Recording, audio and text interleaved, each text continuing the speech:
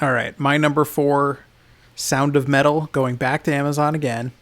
Riz Ahmed, Olivia Cooke, and directed by Darius Marder, who also co-wrote, and I think he might have helped direct. I can't remember, but I know he co-wrote The Place Beyond the Pines with Derek Cianfrance, and he actually kind of stole the concept of Sound of Metal from Derek Cianfrance because he himself was kind of in a band with, I think, a friend or his wife, and actually had some of this, he kind of started developing tinnitus and some hearing problems, and like Archer, you know what I mean? Sterling Archer will tell you all about that dreaded tinnitus, That totally. It's a cruel mistress. It does sound like a Cianfrance sort of plot.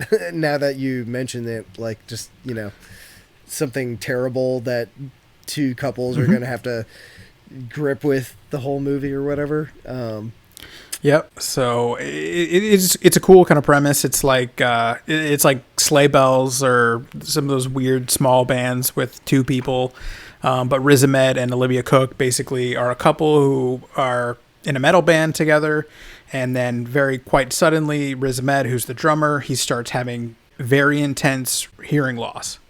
To the point where he goes from being kind of like functionally normal to I can barely hold a conversation, cannot hear words, being spoken to him directly in his face and things like that. So, Olivia Cooke obviously is concerned for his well-being. They kind of call their manager. Their manager hooks them up with this guy who's running kind of a center for recovering addicts and people who are deaf and trying to help them adjust and things like that. Played by Paul Raci. Like I don't know how you pronounce him, but he's great in the film. He kind of runs the center, and Riz Ahmed is kind of resistant to the idea of having to learn sign language. He thinks he's just going to no, I'm not going to invest in trying to kind of change and adapt. I want to resist, and I want to, regain what I lost. And the whole movie is kind of his journey of kind of coming to grips with it. That man, you kind of need to figure out, that was phase 1 and this is phase 2. And then the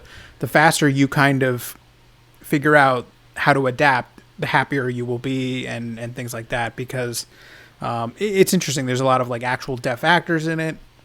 Lauren Ridloff is kind of a children's teacher of, she's kind of running a classroom with deaf children. She's going to be in the, MCU coming up with being in the Eternals. She'll be, the first deaf superhero. That's awesome. They've got... they've got incredibly spooky Mathieu Amalric, the crazy Frenchman who was the villain in Quantum of Solace, and he was in Diving Bell of the Butterfly. He plays Lou's father, living in France and things like that. So he's kind of great in it. He's mostly pretty much in the third act, but it's a cool little movie. I was trying to look into it a little bit. Dakota Johnson and Matthias Schoenaerts were supposed to be the stars of it, and they kind of fell through. But I mean, that's about as good as you can get as your kind of a backup cast, with the Riz Ahmed and Olivia Cooke. So kind of worked out, but Riz Ahmed, he took 6 months to learn how to play the drums. Did he not? American Sign Language. Oh my god! Yeah, I mean, because drumming's got to be hard. Yeah, I think I had I had checked this one out with my brother too.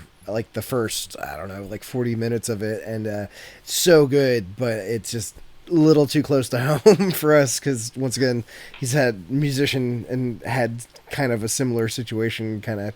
Not nearly as bad, but he had a hearing scare at one point, and it just definitely they seem like they do such a good job just with just the sound design of putting you in Riz Ahmed's head the whole time, and and just the whole thing where it's it really is your livelihood, not only your livelihood but your passion and everything like that just suddenly could be gone one day, and it sucks too because you really do get the sense that this is a guy that's been through a lot and is kind of finally starting to get his shit together, and then something like this comes along and fucks up your life.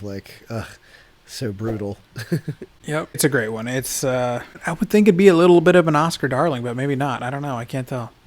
I could see it. It's a great one. Yeah, I could see it. Maybe at least for acting. Riz Ahmed probably get an Oscar nod, I bet you. nomination, Yeah, not win. I think so. Yeah. No, I don't think it's gonna win, but yeah,